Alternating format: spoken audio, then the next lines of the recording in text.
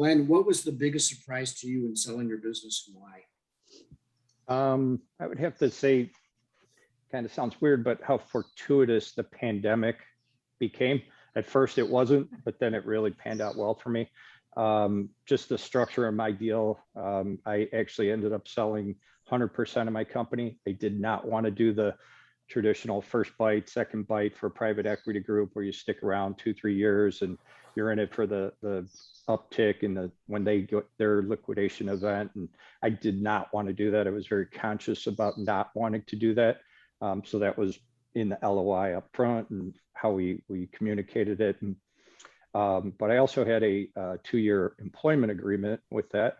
And then there, about 10% was in a earnout situation over 6 months. My company was bought January 2020, right before the pandemic. So that's a huge monkey wrench that got thrown into the works. And part of it was also to continue to grow the company roughly 12% a year. So, and it was measured quarterly because there's 2 quarters, right, for the first 6 months. So that just, we were on track for the last year and a half, 2 years, growing 12 to 20%. And all of a sudden, bam, 20% down.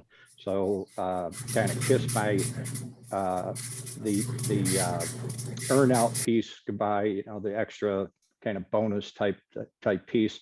But I had documented the company processes extremely well.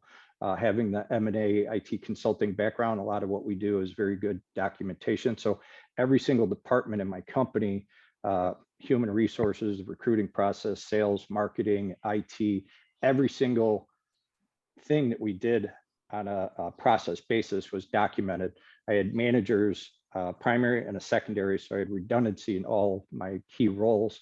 And then I was, you know, for a good two years there, 3 years, probably putting in 65 hours a week, just, you know, pretty intense pace. But I would go and I would take 2-3 week vacations. So I would hand off the company and literally, you know, 2-3 weeks, I'd let my management team kind of a test of the system if they were able to run it without me.